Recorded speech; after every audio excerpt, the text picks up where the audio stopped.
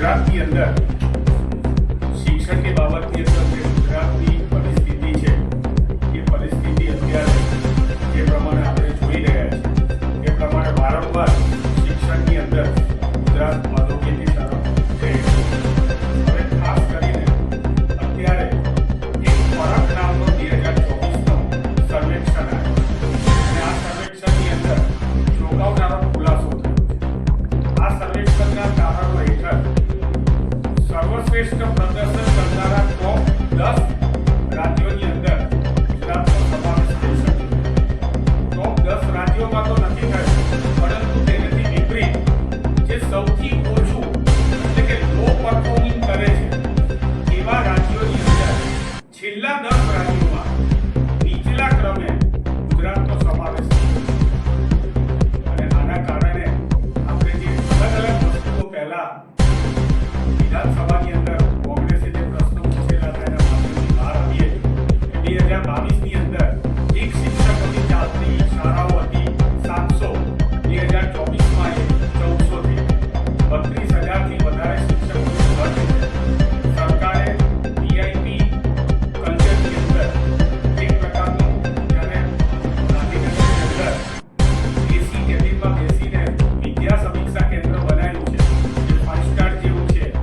પરંતુ એ સમીક્ષા કેન્દ્રના કરોડોના ખર્ચા પછી પણ ધોરણ 2 નો વિદ્યાર્થી ભાષા બરોબર વાંચી શકતો નથી, ધોરણ 4 નો વિદ્યાર્થી ગણિત ગણી શકતો નથી અને સમગ્ર દેશના જે એક પેરામીટર છે એનાથી પણ નીચે ગુજરાતના વિદ્યાર્થીઓની આ હાલત છે. અને એનું કારણ એ છે કે ગુજરાતના શિક્ષકોને વારંવાર એવા પ્રકારના કામગીરી સોંપવામાં આવે છે કે જે કામગીરી PLOની કામગીરી હોય, ચૂંટણીની કામગીરી હોય, અન્ય વેબસાઇટની કામગીરી હોય, એન્ટ્રીની કામગીરી હોય, પ્રવેશોત્સવની કામગીરી હોય, તેની અંદર એમને બજેટ નથી આપવાનું. આવી બધી અધિકારિક કામગીરીની સાથે સાથે તીડ ભગાડવા માટે પણ ગુજરાતના શિક્ષકો જાય છે જ્યારે ખેતરોની અંદર તીડ આવે છે. ગુજરાતના શિક્ષકો કોરોનાની અંદર સ્મશાનમાં લાશો કરવા માટે પણ મોકલવામાં આવે છે. ગુજરાતના શિક્ષકોને લગ્નની અંદર કાર્યો કરવા પણ મોકલવામાં આવે છે. પરંતુ છેલ્લા મિશન છીનવાઈ રહ્યું છે, વિદ્યાર્થીના પુસ્તકો છીનવાઈ રહ્યા છે. ત્યારે તમારે સામે આવીને એ કહેવું જોઈએ કે શાળાના શિક્ષકો જે છે એને મારા સમારંભમાં આવવાની કોઈ જરૂર નથી અને તમારે આ પહેલ કરવી જોઈએ. બાકી ગુજરાતના શિક્ષકને જે અત્યારે આ પરખના રિપોર્ટથી સારો વધતો લાગ્યો છે એ મને લાગે છે કે આવનારા દિવસની અંદર એક સારો જો શાળાનો વિદ્યાર્થી હશે તો એ દેશનો નાગરિક સારો બનશે. પરંતુ અહીં શાળાના વિદ્યાર્થીઓને શિક્ષણ આપવાના બદલે શિક્ષકોને 80 જેટલા જેટલી કામગીરી જે છે અન્ય કરાવવામાં આવે છે. એમાં પણ આવા પ્રકારની રાજકીય કામગીરી જ્યારે ઉભરી હોય ત્યારે ગુજરાત પ્રદેશ કોંગ્રેસ સમિતિ જે છે આ બાબતે સલાહી લઈ લે અને આ બાબતે યોગ્ય પ્રતિસાદ આપવામાં આવશે. અત્યાર સુધી ગુજરાતના શિક્ષકોને જે કામગીરી આપવામાં આવતી હતી એના કારણે શિક્ષકોનો 80% જે કામગીરીનો સમય છે એ શિક્ષણ સિવાયની અન્ય કામગીરીની અંદર વેડફાઈ રહ્યો છે.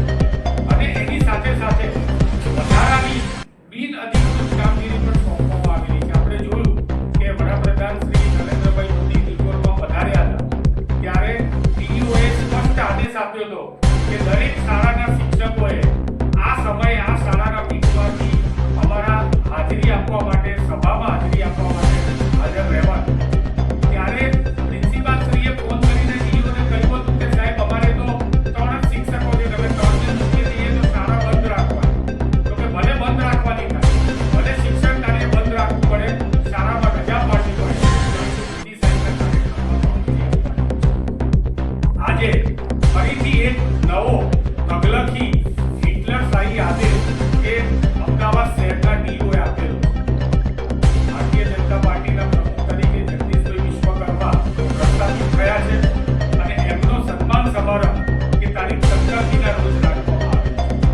હવે એક પાર્ટીના પ્રમુખના સન્માન સમારંભ માટે પણ શહેરના DO એમના ગ્રુપમાં આદેશ આપે છે કે તમારે જગદીશભાઈ વિશ્વકર્માના સન્માન સન્માન સમારંભમાં